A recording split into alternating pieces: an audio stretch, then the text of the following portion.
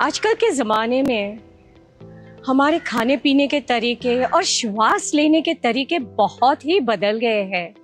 तो आज मैं आपको 2 प्राणायाम बताऊंगी जो आपकी इम्यूनिटी को बढ़ाता है, आपकी ऊर्जा को बढ़ाता है।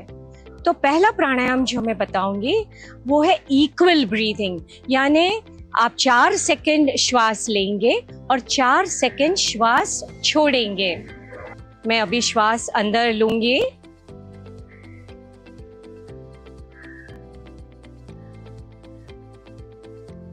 छोड़ूंगी,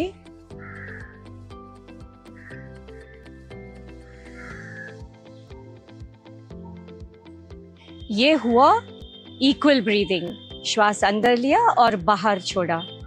अभी मैं एक आपको दूसरा प्राणायाम दिखाऊंगी और वो प्राणायाम है पूरक। पूरक यानी पूरना। हमारे जो फेफड़े होते हैं यहाँ शुरू होते हैं, हमारे जो शोल्डर ब्लेड्स है उसके नीचे से पूरे हमारे पेट के पास जो डायफ्राम मसल होता है वहाँ तक फेफड़े फैले हुए रहते हैं, मगर हम कभी उसको पूरते नहीं हैं, यानी पूरा श्वास भरते नहीं हैं। तो ये प्राणायाम आपके पूरे फेफड़े में हवा भरेगा, श्वास भरेगा और उससे आपके शरीर में ऊर्जा बढ़ेगी। तो देखिए मैं कैसे कर रही हूँ इसमें। और एक बात ध्यान रखनी है कि इसमें आप जो काउंटिंग करते हैं तो 1 सेकंड यानी 1 काउंट, आपको सिर्फ 5 सेकंड श्वास लेना है और फिर थोड़े 1-2 सेकंड ही अंदर रोकना है और फिर पूरा श्वास निकालना है आपका। तो आप मुझे फॉलो कीजिए।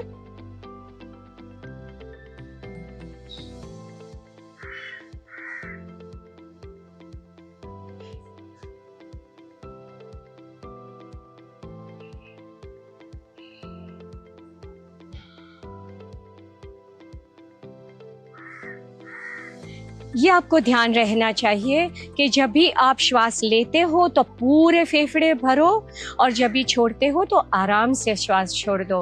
नियमित तरह से आप जरूर ये 2 प्राणायाम कीजिए। अब हम और टिप्स जानेंगे गुरुमा हंसा जी योगेंद्र जी से।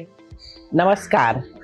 इम्यूनिटी को बढ़ाने के लिए बहुत ज़रूरी है कि विटामिन सी ज़्यादा लिया जाए, तो ये सारे फ्रूट्स जिसमें विटामिन सी हाई है वो लेने ही चाहिए। दूसरा, तुलसी पेट के लिए बहुत अच्छी है, वो इम्यूनिटी को बढ़ाती ही है। और तीसरा, धूप में बैठना। अगर धूप ले ली हो ना आधे घंटे की पीठ पर तो बहुत फायदा होगा, इससे इम्यूनिटी बढ़ेगी ही। फिर ज़रूरी है कि इम्यूनिटी को बढ़ाने के लिए अच्छी नींद और रिलैक्सेशन समय समय पर बहुत ज़रूरी है। जब शरीर में ये होता है ना कि थकान आ गई तो इमीडिएटली रिलैक्सेशन करना चाहिए, बजाय थकान में आप काम करते रहो। इम्यूनिटी बढ़ती तभी है जब आप सर्कैडियन रिदम फॉलो करते हो कि सवेरे समय पर उठना, रात को समय पर सोना, ये बहुत ज़रूरी है शरीर को सही ढंग से चलाने के लिए। तो बस इन सब का ध्यान रखिए। नमस्कार।